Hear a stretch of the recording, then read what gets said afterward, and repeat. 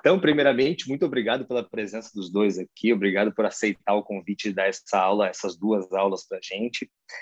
Vou fazer a apresentação de vocês e logo após a gente começa as aulas. Começamos pela Vicky, primeiras damas, depois a gente passa para o professor Francisco Bandeira. Então, iniciando, quero apresentar a Victoria Borba, que eu acabei de chamar de Vicky já, muito pessoalmente, professora adjunta de endocrinologia da Universidade Federal do Paraná, chefe de serviço de endocrinologia e metabologia do Hospital de Clínicas da Universidade Federal do Paraná, o Instituto Sempre, que eu tive a oportunidade de conhecer. Muito obrigado por abrir as portas para mim, excelente espaço de pesquisa. E o professor Francisco Bandeira, professor associado e livre docente, chefe da disciplina de endocrinologia da Faculdade de Ciências Médicas da Universidade de Pernambuco, que eu ainda não tive a oportunidade de conhecer, mas espero ter a oportunidade de conhecer e ver o trabalho de vocês aí também. Então, Vicky, pode começar para compartilhar na sua tela. Muito obrigado. Então, enquanto isso, eu já vou dando boa noite a todos, né? É um prazer estar aqui, eu agradeço o convite. E vamos em frente, então, com a nossa aula. Então, o que me cabe, o que me coube falar nessa noite é um pouquinho, hoje é um módulo de endocrinologia, e eu vou falar um pouquinho de 3 assuntos que, em falando de TBS, eu acho que são 3 assuntos relativamente novos, assim, né? E são bastante pioneiros, que é a doença cardiovascular, a doença renal crônica e o TBS no uso dos anticoagulantes.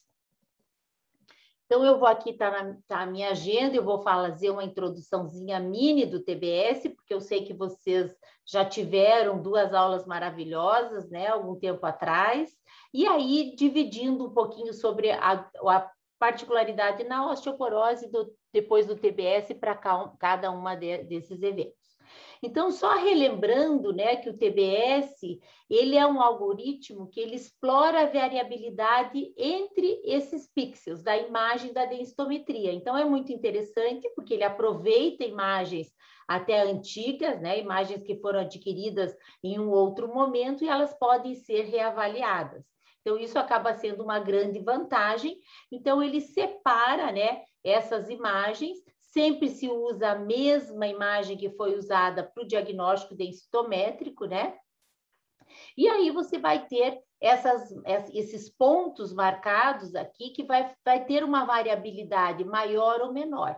Quando essa variabilidade é mais homogênea, eu tenho uma alta frequência, então, de mudanças, né? E eu vou ter muita homogeneidade, isso indica um alto TBS.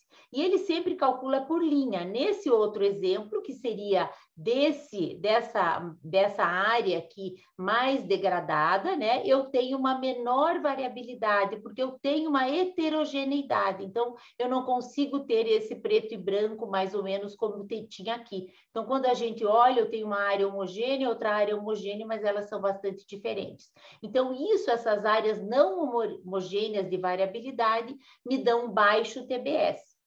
Isso vai ser importante naquelas doenças onde eu tenho densitometrias iguais, como nesses 2 casos, mas com TBS diferente, ou pacientes que fraturam com uma densidade óssea boa, né? Então, ele acaba trazendo para nós uma avaliação que nós não conseguimos capturar no exame de densitometria, apesar dele ser feito com a imagem da densitometria. Então, começando pelas doenças cardiovasculares, o que a gente sabe já?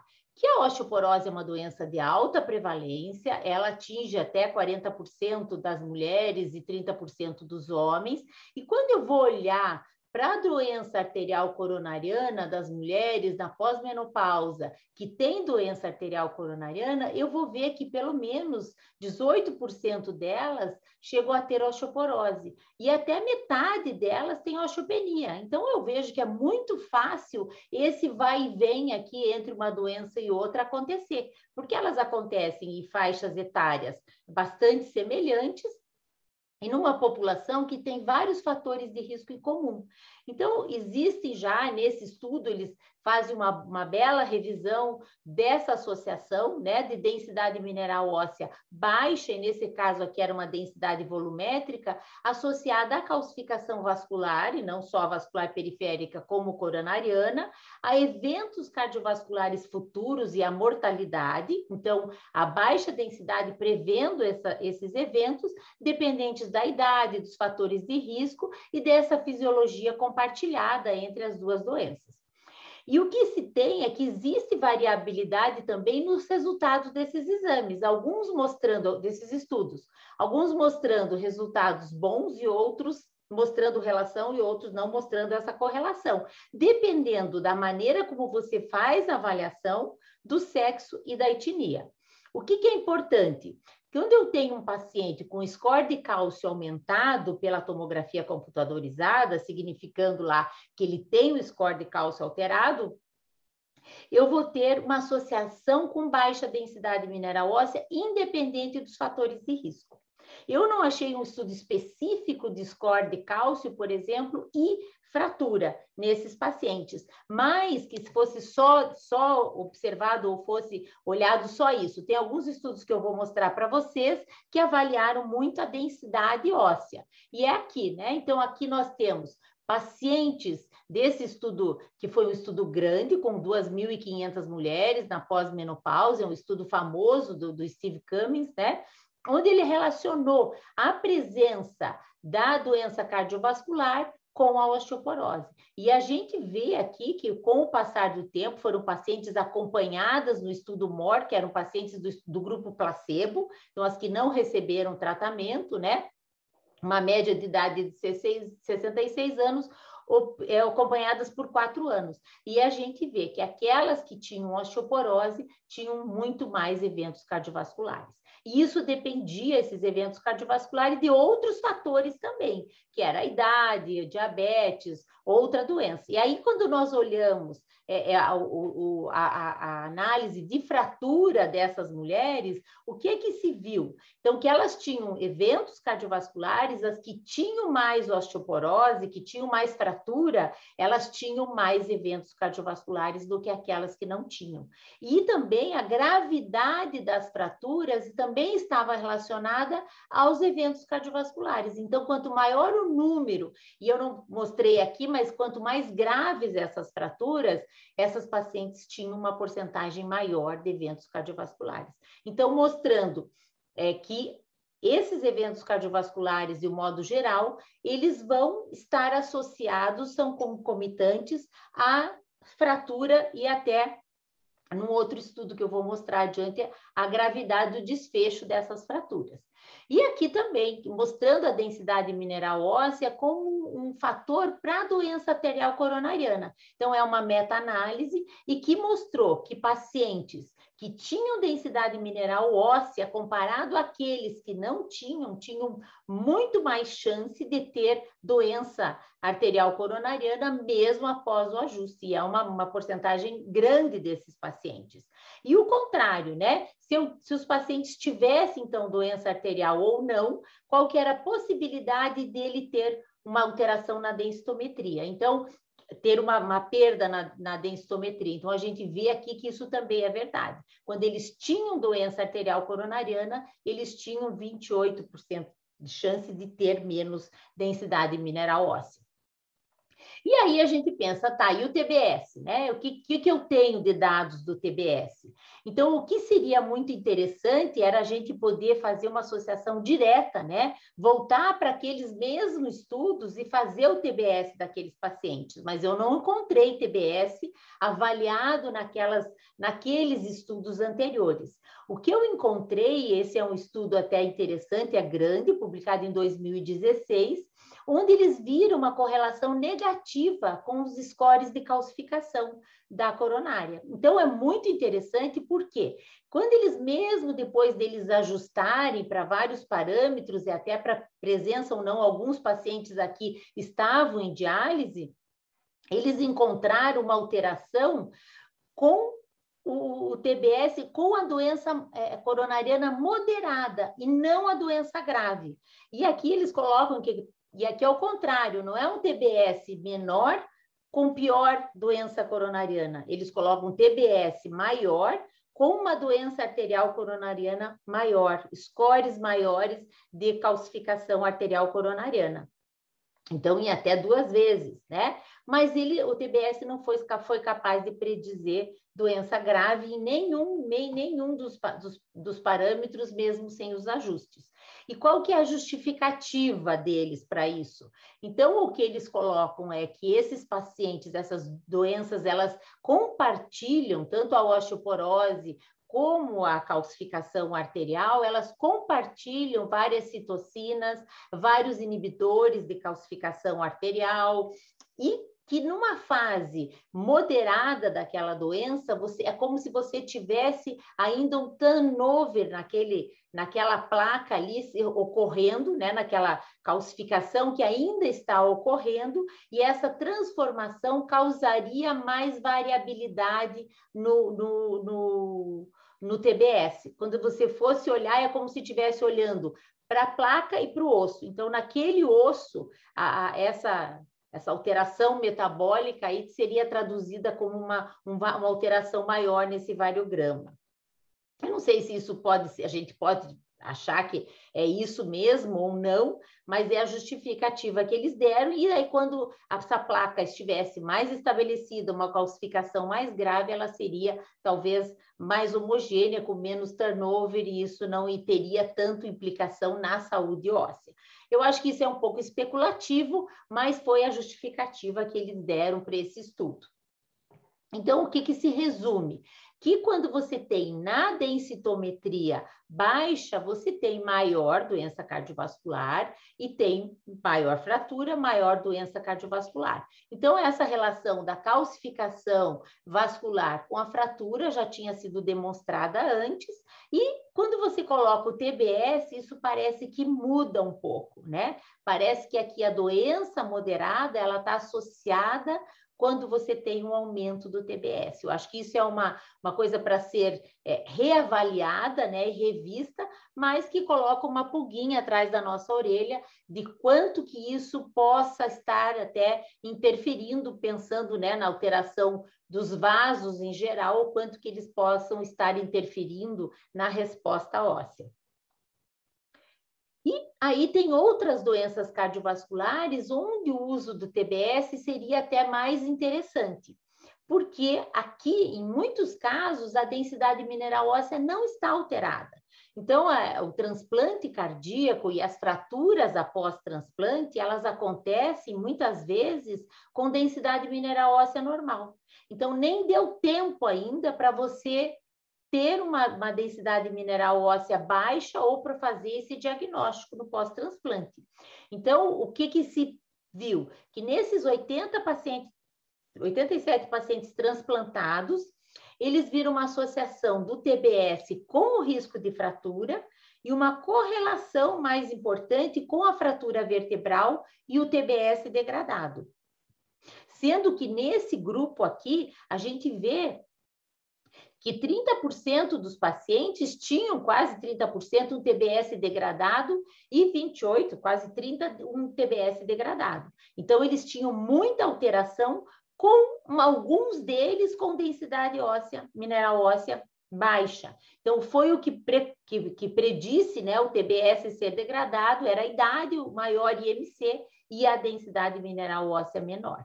Então, parece que talvez nesses casos pós-transplante, o TBS possa nos ajudar até para termos uma avaliação objetiva, justificando muitas vezes a presença de fraturas tão rápidas. E a gente sabe que aqui o uso do corticoide e de outros fatores fazem com que esses pacientes acabem tendo um turnover muito rápido e fazendo as fraturas.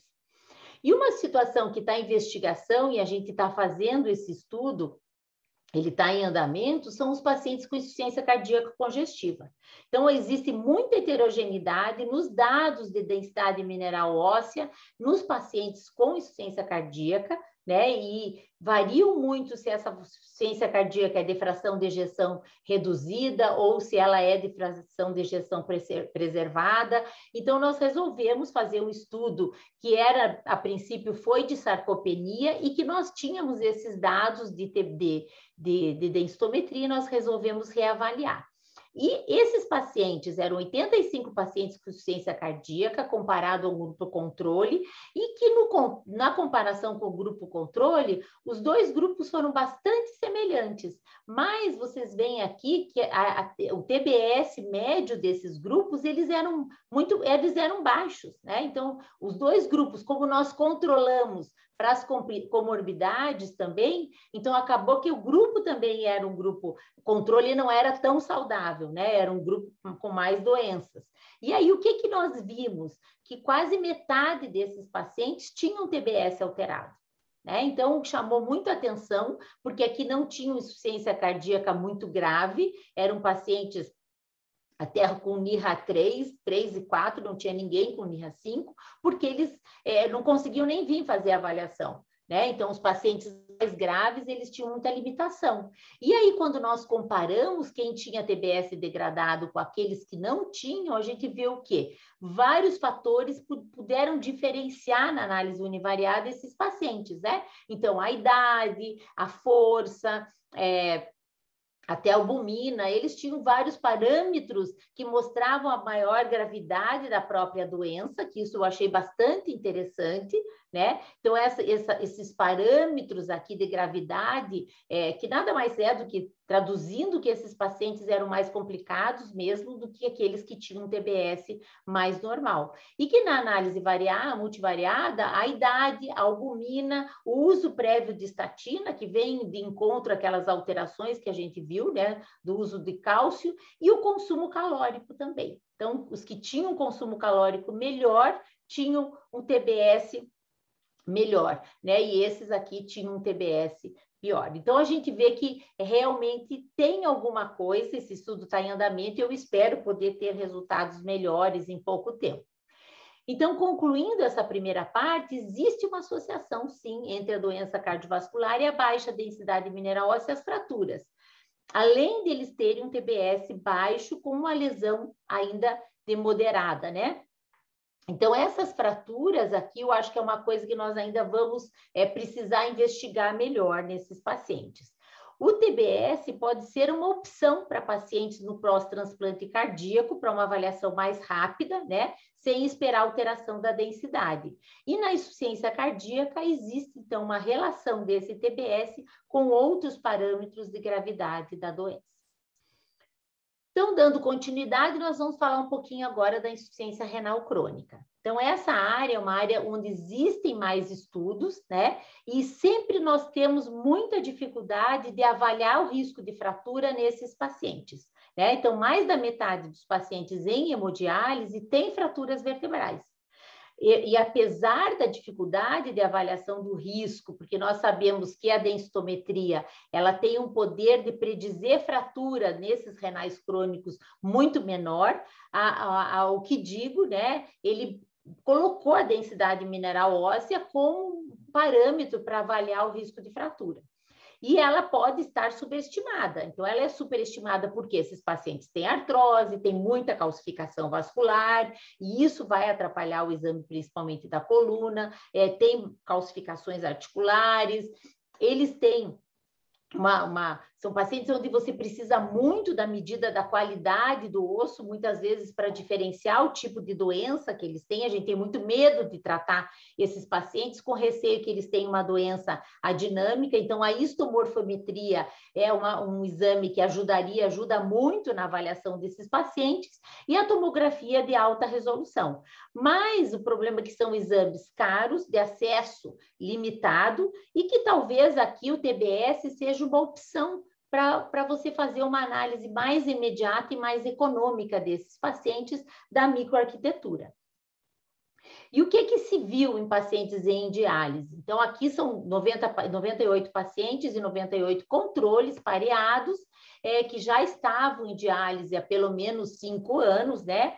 E esses pacientes, o que se vê, que mesmo tiveram cuidado nesse estudo de pegar pacientes que tinham densidade mineral óssea iguais aos controles. Né? Então, eles pegaram grupos de pacientes que tinham essa característica. E o que eles viram? Que apesar aqui em branquinho da densidade mineral óssea ser igual ao controle, o score do osso trabecular era menor.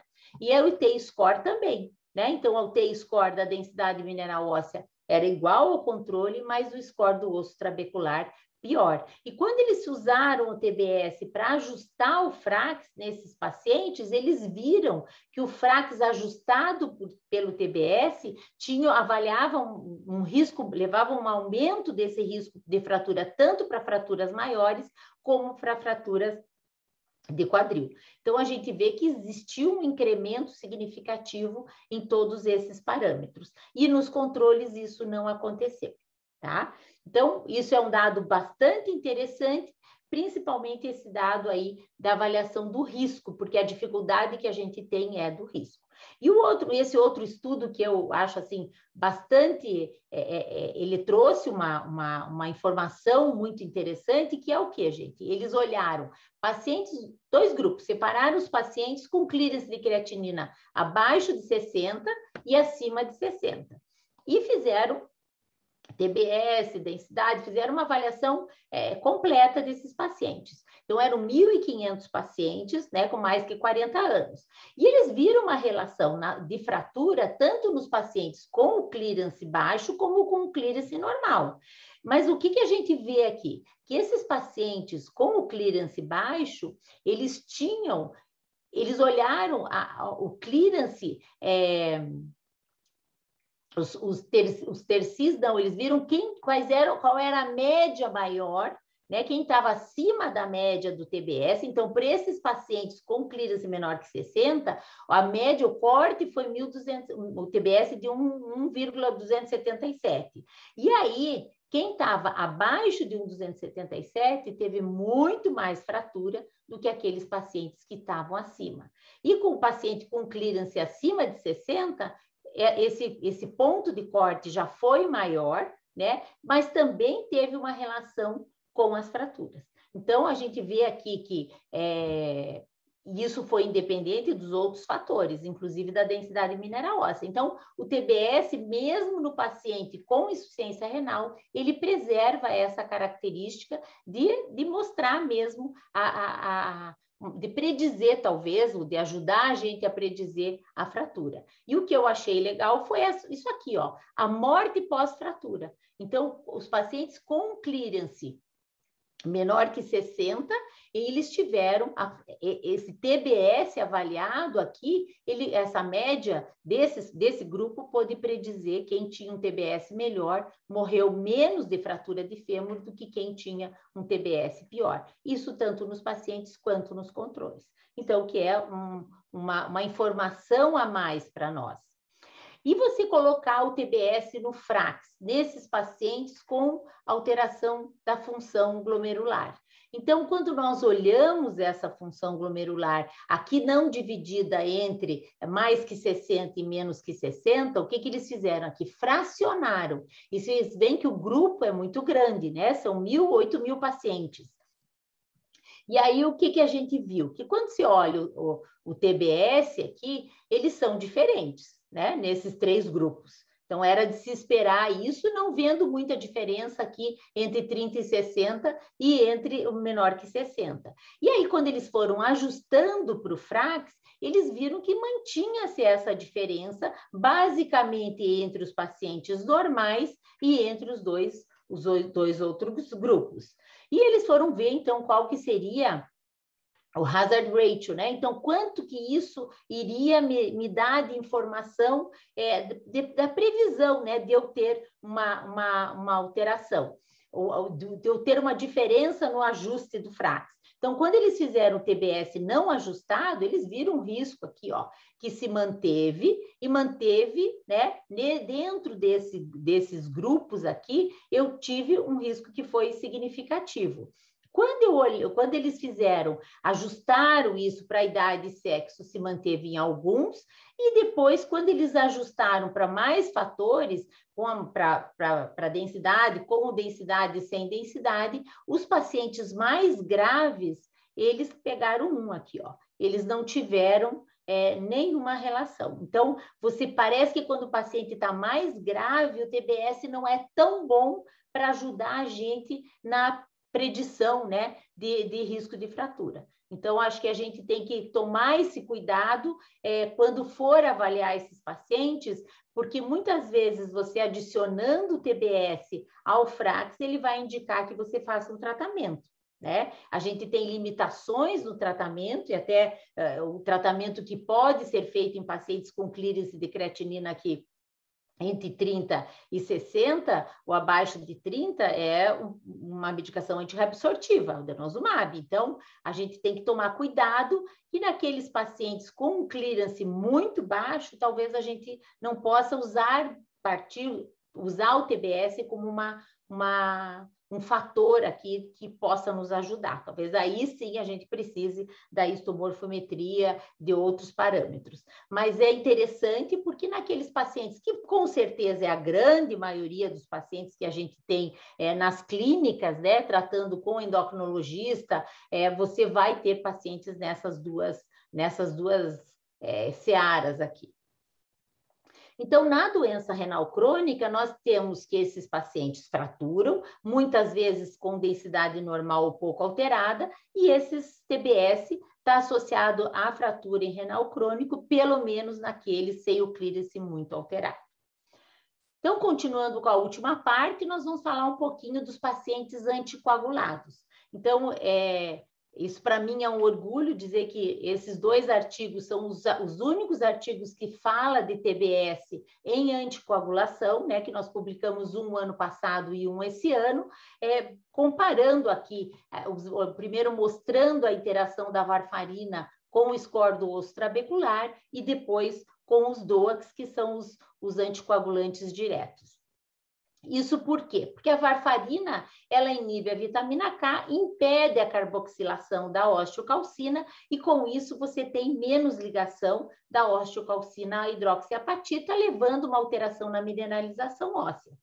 Teoricamente, os DOACs que não usam a vitamina K, eles não teriam, então, essa alteração no tecido ósseo. E aqui uma tabela que mostra vários estudos realizados tanto com varfarina quanto com DOACs, mostrando essa heterogeneidade dos dados da densidade mineral óssea. Mas, basicamente, a varfarina mostrou que ela tem mais risco, né, de fratura, maior redução do volume ósseo e maior separação trabecular. Então, o que nós pensamos é que seria o TBS desses pacientes. Então, inicialmente, nós avaliamos 33 homens usando varfarina e 21 controles, com 57 anos de idade, que foram bem pareados para doenças crônicas, para atividade física, e fomos olhar como é que era, desde a densidade mineral óssea até o TBS desses pacientes. E o que nós vimos? Que existia uma diminuição da densidade mineral óssea em todos os sítios, associadas aqui aos pacientes que tinham densidade mais alterada a um baixo IMC e ao tempo de uso maior da varfarina. Então, a varfarina, ela aumentou a chance desses pacientes terem uma densidade mineral óssea reduzida de forma significativa. E quando nós olhamos o TBS, também nós pudemos ver que a varfarina comprometeu o score do osso trabecular de forma significativa. Isso relacionado à hipertensão e a parâmetros da densidade mineral óssea. E na análise multivariada, o que ficou? A hipertensão, que nós até não sabemos exatamente como justificar isso, mas aconteceu aqui, né? Diminuindo até o TBS e a densidade óssea do colo do fêmur. Então, o FRAX não mudou, apesar do FRAX, tanto dos pacientes quanto dos controles aqui, eles serem até pior dos pacientes, desculpe, que dos controles, mas a avaliação, o TBS não acrescentou uma informação maior ao Frax. Ele não alterou o risco calculado quando a gente usou a densidade mineral óssea no grupo varfarina, calculando o Frax. E aí a nossa outra pergunta era o que esses pacientes, então, se o DOACS, que já não tem por que alterar a densidade mineral óssea, se eles alterariam, então, o TBS. Então, nós fizemos uma análise comparativa, né? Repetindo aqui mais pacientes, 50 em cada grupo, pareados, bem pareados, por idade, sexo, comorbidades, e não tivemos nenhuma diferença em nenhum desses fatores. A única diferença nós tivemos foi de insuficiência cardíaca nos pacientes que não tinha no grupo controle, né?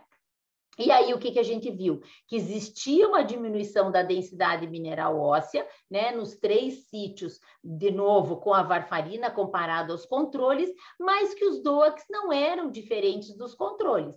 Então, aqui parece uma tendência, mas não atingiu a significância. Então, a gente vê que parece por aqui que o DOACs tem uma densidade mineral óssea preservada. Entretanto, quando nós fomos olhar, né, quais seriam os fatores que contribuíam, a gente vê aqui por essa imagem que parece até que eles passam a ter mais do que o grupo controle, muito mais, né? Então, a gente vê aqui que talvez o grupo aumentando eu vá ver densidade mineral óssea mais alterada nesses pacientes, né? Que aqui é 4% contra 22%, mas não foi significativo. E quando eu olho os fatores que contribuíram para isso, foi o índice de massa corporal, né? A creatinina, que alterada aumentou aqui, foi preditivo de um TBS pior, de uma densidade mineral óssea pior, e o TBS alterado, ele aumentou muito a chance do paciente ter uma densidade mineral óssea aumentada. Então, aqui já dá uma predição do que nós encontramos, né, no TBS. Então, aqui nós vemos o TBS caindo progressivamente do controle para o DOACs e para a varfarina, então diminuindo aqui significativamente, né, entre os 3 grupos e as diferenças. Entretanto, quando nós pegamos esses pacientes e tiramos os pacientes com disglicemia, né, que tinham ou intolerância à glicose ou diabetes, a gente viu que a significância entre o controle e o DOACs se perdeu, mas manteve entre o DOACs e a varfarina. Então, nós vimos que realmente o DOACs parece ser um pouco melhor do que a varfarina em termos de alteração de massa óssea.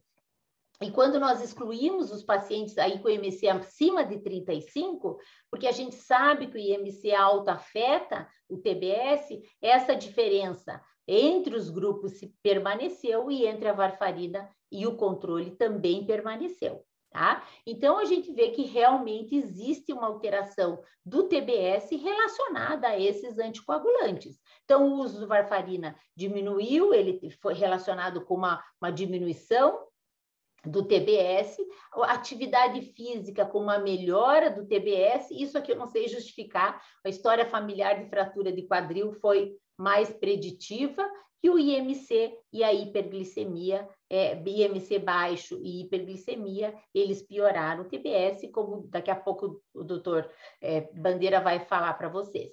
Então, os anticoagulantes inibidores da vitamina K, eles são piores para o osso, eles alteram mais a densidade e a qualidade óssea, avaliada aqui pelo TBS. E os que não dependem da vitamina K, parece que eles não afetaram tanto a densidade mineral óssea, mas eu gostaria de ter um grupo muito maior aqui para mostrar realmente essas 2 análises nos 2 grupos. Porém, eles alteraram a qualidade óssea avaliada pelo TBS. Eu agradeço e fico à disposição aí para as perguntas no final. Muito obrigado, foi ótimo. Vamos fazer as perguntinhas. Vamos fazer as perguntinhas no final e eu vou pedir para que o doutor Francisco Bandeira compartilhe a tela dele com vocês. Enquanto isso, eu vou me apresentar. Meu nome é Guilherme Cadenas de Souza. Sou fisioterapeuta de formação, sou fundador da Boned Consultoria e sou especialista em histometria, tanto para a GE Healthcare quanto para MedMaps. Estou aqui para ser anfitrião de vocês. Então, vamos à aula, doutor Bandeira.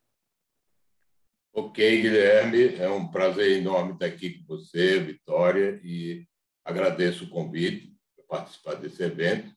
E, na verdade, nós vamos tentar mostrar como se comporta o TBS, parte da avaliação óssea no paciente com diabetes. O foco vai ser diabetes tipo 2. Então, eu começaria com um caso clínico que ilustra bem o problema que nós temos em avaliar a doença óssea desses pacientes. O diabetes tipo 2 é uma doença prevalente e crescente, e que é um grande problema de saúde pública, e inclui como complicação também a fragilidade óssea. Então, esse é um paciente do sexo feminino, com 75 anos de idade, um diagnóstico de diabetes há 10 anos, usando glimepirida, 4 miligramas por dia.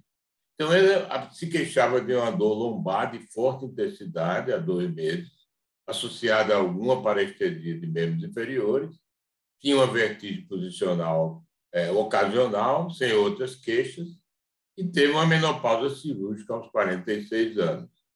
Gestava 3/3. Então, ela tinha uma densitometria óssea recente, essa paciente fazia parte de uma pesquisa clínica, então ela tinha a densitometria e tinha o TBS. E vocês veem que ela tinha uma densitometria pouco alterada, né? Você tem aqui um raio distal que foi feito também, isso ela trazia, com score TI de menos 1,7, mas no coluna lombar menos 0,1 e menos 1,4. Mas era uma paciente que tinha uma hemoglobina A1C de 8,6%, tinha hipertrigliceridemia, trazia também um CTX dentro dos valores normais e um TBS baixo. E aqui vocês veem que essa paciente fez 2 fraturas vertebrais completas, graves, D12L1, com uma densitometria na coluna e no fêmur praticamente normal. Então, é muito importante, antes de entrar no como é que o osso é lesado do paciente com diabetes, entender a heterogeneidade do diabetes tipo 2. Esse é um estudo no nosso grupo, onde falar em diabetes tipo 2 como um paciente só, um tipo de paciente só, não é importante, não é prático, porque essa classificação foi sugerida por um grupo sueco em 2018. Na verdade, eles fizeram uma classificação do diabetes tipo 2 em adultos, do diabetes em adultos, incluindo o diabetes tipo 1. Aqui nós tentamos mimetizar essa classificação utilizando o cluster de 1 a 4. Na verdade, o cluster 1 são aqueles indivíduos que são recrutados pelo peptídeo C baixo, ou seja, são aqueles pacientes que já têm uma falência de célula beta significativa. O cluster 2 são recrutados pela presença de síndrome metabólica, independente de ter obesidade ou não. O cluster 3, eles são recrutados pela presença de obesidade, independente de ter síndrome metabólica ou não. E o cluster 4 são recrutados pela idade, acima de 65 anos. Então, vocês veem que cada um tem suas características. O cluster 1, por exemplo, ele tem mais tempo de doença, tem um controle glicêmico pior e, curiosamente, eles têm mais sarcopenia do que o cluster 4, que foi recrutado pela idade. Evidentemente, o 2 é o que tem mais resistência à insulina, o ROMA mais alto. E aqui você vê que a maioria tem excesso de peso. Então, 83% dos diabetes tipo 2 tem sobrepeso ou obesidade, e isso tem alguma influência na fragilidade óssea desses pacientes. Então, quando nós falamos em qualidade óssea, nós dividimos didaticamente em arquitetura, turnover, densidade e propriedade da matriz. Hoje, por exemplo, nós podemos estudar todos esses itens. Evidentemente que avaliar a propriedade da matriz não está disponível clinicamente, mas a arquitetura, o TBS entra aqui, é um exame onde se vê a geometria trabecular, porque é um exame feito, como a Vitória explicou, na imagem da densitometria da coluna. O turnover nós temos como ver com os marcadores. Vocês viram que essa paciente tinha um CTX normal e o diabetes tende a ter um turnover normal.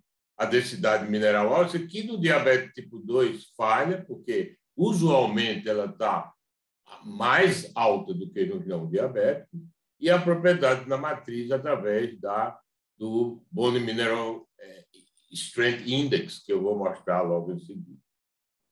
Então, classicamente, o TBS foi normatizado com essa meta-análise de vários estudos de coorte. Vocês veem aqui, alguns dessas coortes foram utilizadas na elaboração do FREX, mas você vê que são várias coortes que tinham um grande número de mulheres e que tinham um segmento em torno de 5 anos em pacientes idosos e que eles avaliaram a densitometria e o TBS. Com a presença de fraturas, puderam ver quem é mais preditor ou não, se a densitometria ou se o TBS ou se os dois juntos.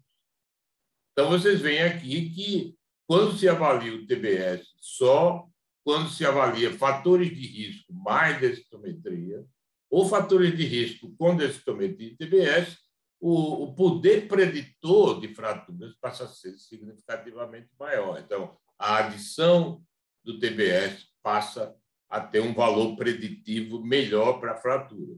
Evidentemente, essa meta-análise evidenciou valores de TBS um pouco diferentes do que originalmente foram propostos. Então, 1,23 é o que nós usamos. Aqui, 1,31, quem tinha acima de 1,31 tinha significativamente menos fraturas do que quem tinha abaixo de 1,23. E esse é um estudo clássico, é uma coorte canadense que mostrou, e vários outros estudos que se seguiram a esse, mostraram que vocês veem aqui que a densitometria óssea nos indivíduos com diabetes é melhor do que nos indivíduos sem diabetes, mas o TBS é significativamente degradado no paciente que tem diabetes, comparando com não diabetes. Então, nós temos uma dissociação entre densidade mineral óssea e TBS nos indivíduos com diabetes. Evidentemente, quando se fala em diabetes, toda vez que você vai estudar diabetes, leia-se que você tem aí 80% ou 85% com diabetes tipo 2 e 15% ou 10% com diabetes tipo 1. Evidentemente que o diabetes tipo 1, como é uma doença diferente, que começa no jovem, não se associa à obesidade, a perda óssea está mais relacionada e mais associada ao TBS do que o diabetes tipo 2. O outro ponto importante no diabetes tipo 2 que passa a se entender por que existe fragilidade óssea, independente da densidade mineral óssea, é o aspecto da esclerostina. O diabetes tipo 2 tem aumento da esclerostina. Vocês sabem que a esclerostina é fundamentalmente produzida pelos osteócitos. E aqui nós temos dois fatores importantes. Os osteócitos, eles funcionam em relação à carga mecânica no esqueleto, mas também o conteúdo de gordura medular é importante. Vocês sabem que o diabetes tipo 2, a grande maioria tem excesso de peso e a grande maioria tem aumento da gordura ectópica, incluindo esteatose hepática, incluindo gordura epicárdica, incluindo gordura medular. Então, aqui são dados do nosso grupo, quando nós avaliamos pacientes com diabetes tipo 2, vocês veem que mulheres na pós-menopausa com diabetes tipo 2 têm uma média de IMC de 30 kg por metro quadrado, 50% delas têm esclerostina elevada, e comparando com o grupo controle, vocês têm uma elevação significativa. Nós também demonstramos, juntamente com o Josifan, ele tem um grande grupo de pacientes com Berardinelli, síndrome de Berardinelli, que é um diabetes insulino resistente hereditário, quer dizer, pacientes que têm alto grau de resistência à insulina, também nós verificamos esclerostina alta nesses pacientes. E esse é um grupo que nós avaliamos recentemente em homens.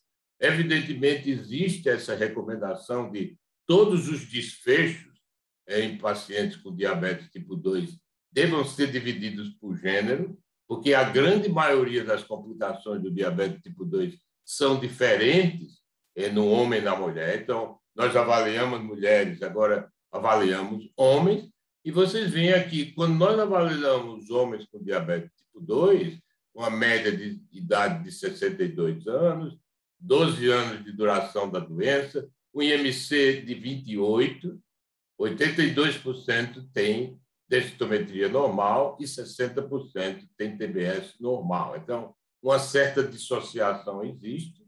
Aqui você tem A1C, uma média de 8,2, mas o que nós observamos aqui, quando você compara quem tinha TBS normal ou anormal, não houve diferença em relação à densitometria, mas houve uma diferença significativa em relação aos parâmetros relacionados à perda da massa magra, tanto na densitometria como na bioimpedância. Vocês veem aqui o índice de massa muscular esquelética pela bioimpedância ou o índice de Baumgarten pela densitometria significativamente mais baixo que tinha TBS degradado. E é curioso, porque nos nossos dados também nós verificamos que os homens com diabetes tipo 2 têm mais sarcopenia do que as mulheres com diabetes tipo 2, e isso já foi evidenciado em outros estudos, principalmente no estudo de Singapura e do Japão, mas aqui essa associação nós não encontramos em mulheres, que a relação entre fragilidade óssea, ou diminuição da arquitetura óssea, ou deterioração da arquitetura óssea e redução da massa magra em homens com diabetes tipo 2. E isso tem muito a ver com a irisina, né? A conexão osso, a conexão músculo e gordura. Esse é um estudo que nós apresentamos no Congresso da Endocrine Society esse ano, entre que nós avaliamos o precursor da irisina.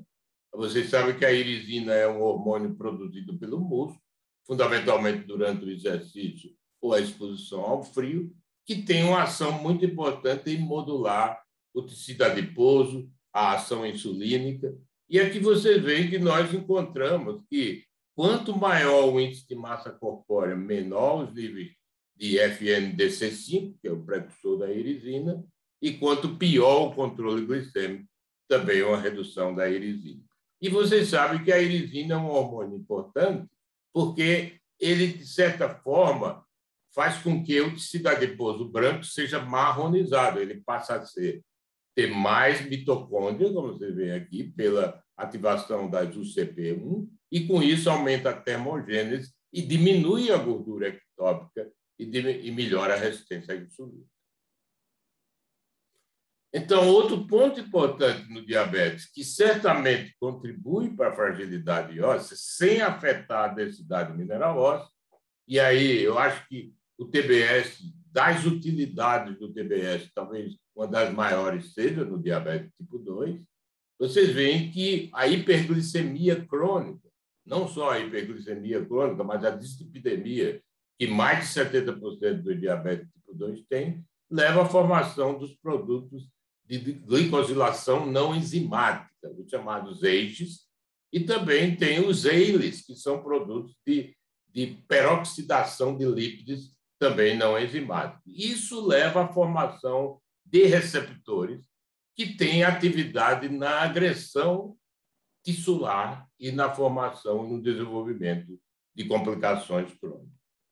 E aqui vocês veem que a formação desses AGEs interfere com uma série de fatores de sinalização que culminam inicialmente com o aumento da atividade osteoblástica, mas depois há um aumento de apoptose de osteoblastos, mas fundamentalmente pelo aumento da atividade osteoclástica e um aumento da atividade do sistema RANKI osteoprotegerina. Então, os AGEs e os RAGEs, eles têm uma ação direta sobre o osso, associada à esclerostina alta, que tem como ação inibir a formação óssea, e associada a alterações da irisina, que também diminui fundamentalmente o efeito do músculo no osso e aumenta a resistência à insulina.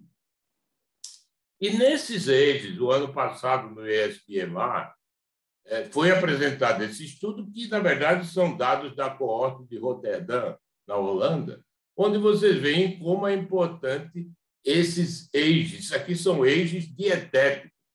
Na verdade, os eixos dietéticos, que é aqui medido pela carboximetilizina, o eixo dietético acontece quando os indivíduos que usam muita gordura saturada, muitos alimentos adocicados, porque os alimentos com açúcar aumentam o estresse oxidativo, carnes não processadas, principalmente, e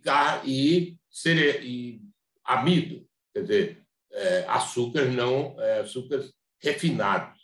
Então, vocês veem que o consumo de carne, o consumo de gordura, o consumo de carboidrato refinado, que é muito frequente nos indivíduos com diabetes tipo 2 e obesidade, já trazem com a dieta os eixos.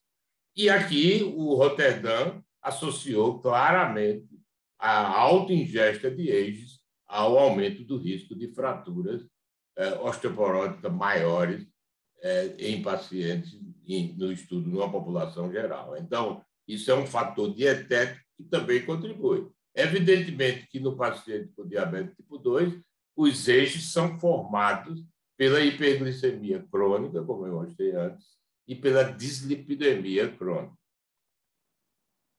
Então, uma maneira de você avaliar isso tem sido verificado em relação ao componente, ao esqueleto do paciente com diabetes tipo 2, é a autofluorescência cutânea.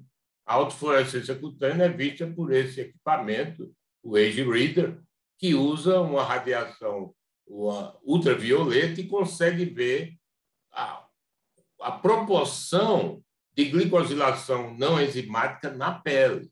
E aqui vocês veem que isso foi validado para várias complicações do diabetes. Aqui é o valor normal, ele, como o TBS, ele também não tem unidades, e quanto mais alto a autofluorescência cutânea significa mais eixos presentes.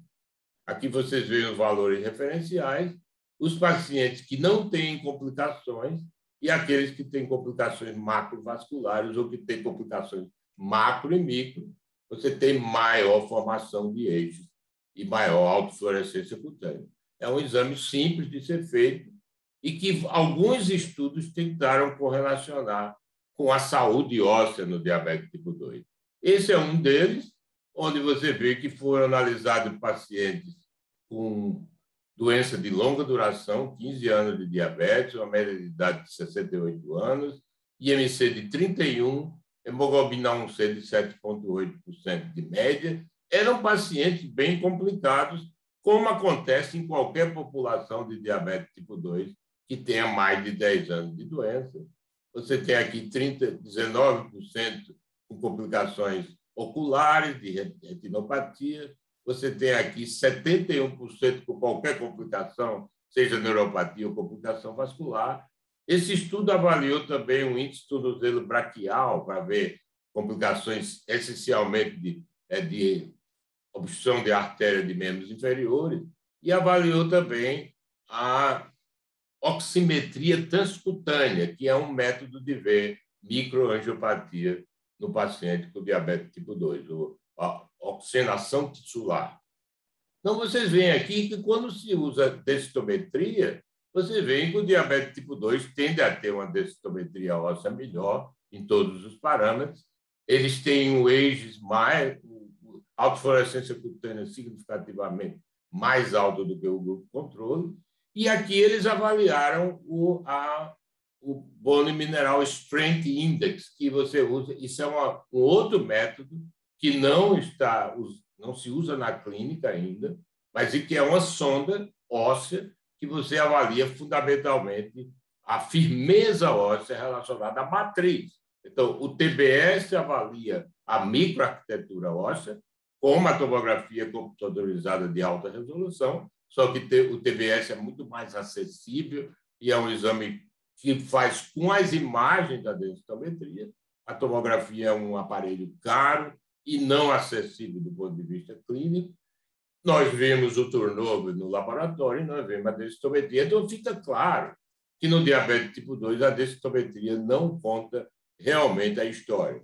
Vocês veem que nos pacientes com diabetes tipo 2 existe também uma alteração da matriz, essa alteração da matriz relacionada a um colágeno ruim pela glicosilação não enzimática crônica.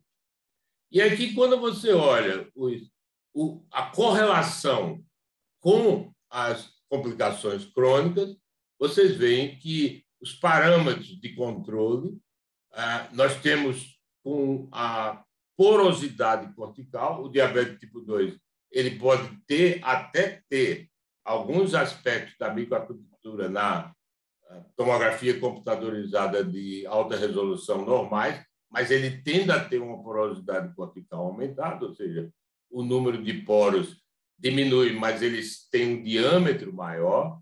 E vocês têm também uma associação aqui com a densitometria quando tem alterações vasculares. Então, se o diabetes tem, além do diabetes, complicações vasculares de extremidades, se associa também a alterações da densitometria, e aqui vista fundamentalmente pela oximetria transcutânea e pelo índice tornozelo braquial.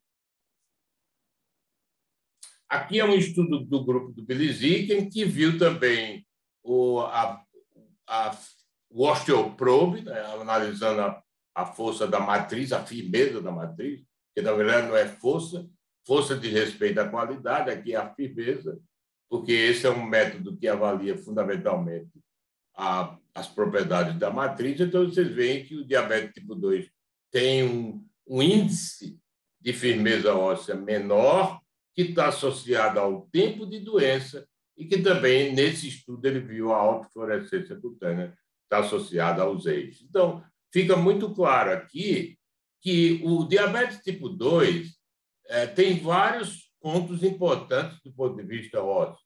Primeiro, a obesidade e a hiperinsulinemia, que leva ao aumento da gordura medular, evidentemente.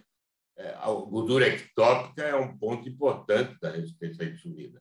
E esse aumento da gordura ectópica e medular contribui para alterações relacionadas à esclerostina e provavelmente relacionadas à irisina também.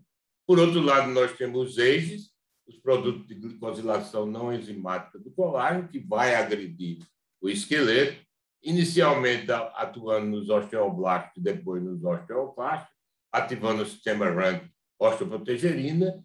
E se o diabetes tem alterações vasculares, que também, dependendo do tempo de doença, é bastante comum, aumento da porosidade cortical, evidentemente que isso termina no aumento do risco de fraturas. E aí entra a neuropatia diabética, porque os pacientes com neuropatia têm maior risco de queda, e aí, tendo maior risco de queda, tem fratura, e o TBS entra fundamentalmente como parte importante em avaliar a microarquitetura, num componente muito importante do diabetes tipo 2, já que a densitometria não é um bom parâmetro para você avaliar a fragilidade óssea desse paciente, a densidade mineral óssea.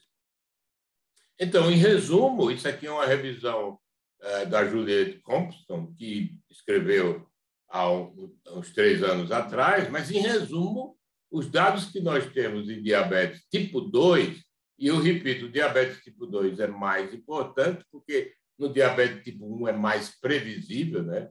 Redução da densidade mineral óssea, redução do TBS, que caminham juntos, não há essa dissociação. São pacientes que é uma doença que não se associa à obesidade, é uma doença que tem um componente inflamatório mais pela agressão autoimune. Então, aqui se fala mais do diabetes tipo 2, que é o grupo mais abundante. Então, existe uma redução do turnover, avaliada pelos estudos de histomorfometria, do diabetes tipo 2. Pela aquela ação dos eixos, ele tende a ter, não como a osteoporose pós-menopausa, que é uma doença de alto turnover, mas ele tende a ter um turnover mais baixo, como esse caso que eu mostrei hoje. Existe uma redução do volume, um aumento do osso volumétrico trabecular, existe uma redução do TBS, como está aqui, e aí, quando você vai para os parâmetros de tomografia computadorizada de alta resolução, que é uma outra maneira de você ver a microarquitetura, aí você tem de normal a reduzido e, fundamentalmente, quando você vê a porosidade cortical, é de normal a aumentada, mas a maioria dos estudos mostram quando se vê com detalhe, com porosidade cortical maior. Quando você faz a análise de elemento finito, impondo uma força óssea, também está normal ou aumentado. E quando você vai aqui para a força, a firmeza óssea, o índice de firmeza óssea pelo osteoprobe está claramente diminuído. E quando se mede os eixos, eu mostrei a medição de um dos marcadores de eixo, carboximetilizina ou pentosidina na urina, você tem um aumento significativo, até correlacionando com fratura. Então, isso só para mostrar que o diabetes tipo 2 e osso não é tão simples, é complexo, e essa é a dificuldade que nós temos de avaliar esse paciente apropriadamente e tratar no ponto certo. Então, eu fico por aqui, agradeço a atenção, lembrando para vocês o evento que nós vamos organizar agora em novembro, Diabetes Pernambuco, tem muitos, são 7 convidados internacionais, mas que se vai falar muito em osso também, porque muitos deles fazem diabetes e osso. Muito obrigado e estou à disposição para comentários e indagações. Muitíssimo obrigado pela apresentação. Vou pedir para que vocês façam as perguntas no Q&A. Eu vou mudar aqui de tela para eu enxergar melhor vocês. E quem quiser abrir o microfone e falar, pode apertar na mãozinha e aí eu vou liberar você para falar e pode fazer alguma pergunta, se quiser botar algum ponto. Antes de iniciar as perguntas que o pessoal vai fazendo, eu quero agradecer aos dois. Muito bom, muito obrigado. Eu achei interessantíssimo as 2 avaliações que o Bandeira mostrou para o final, a avaliação de força óssea pelo probe, eu quero dar uma olhadinha nisso melhor.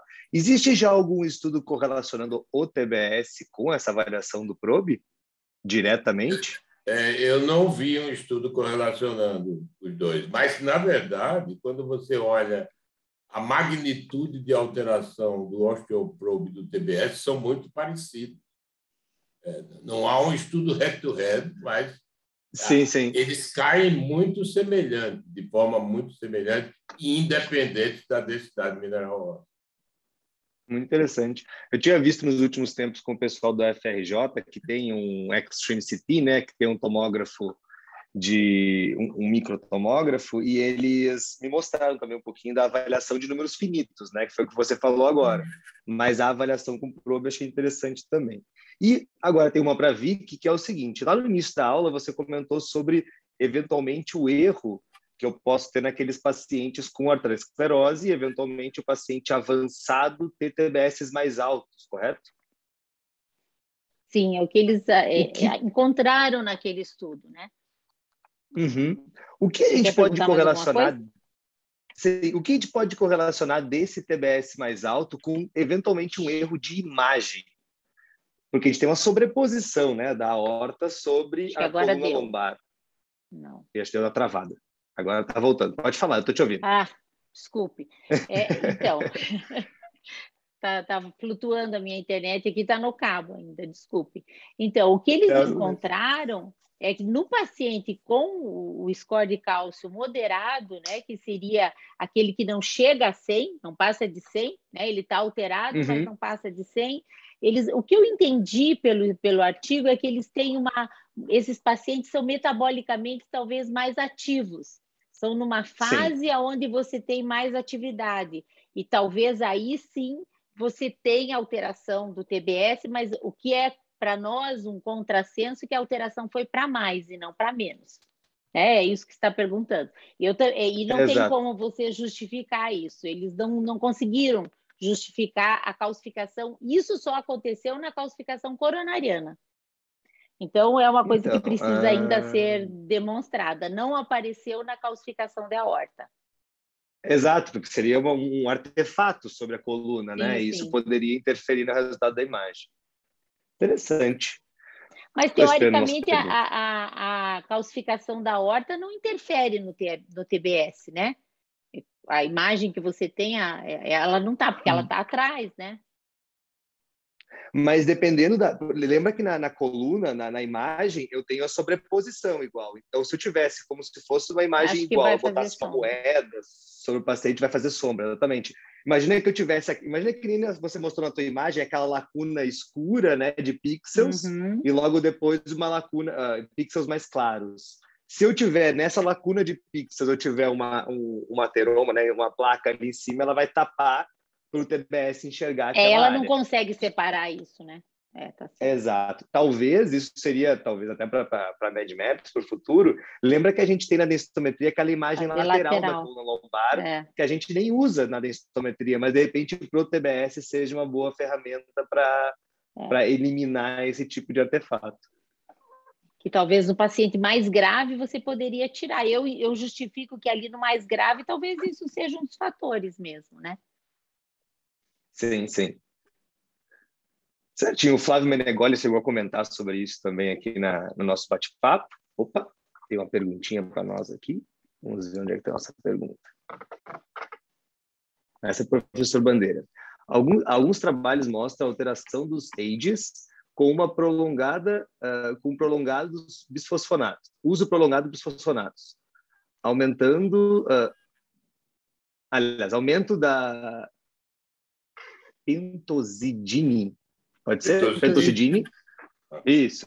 Com relação ao TBS, podemos correlacionar essa alteração dos ages pelos bisfosfonatos, além da mineralização mais homogênea e o uso prolongado dos bisfosfonatos? Boa pergunta.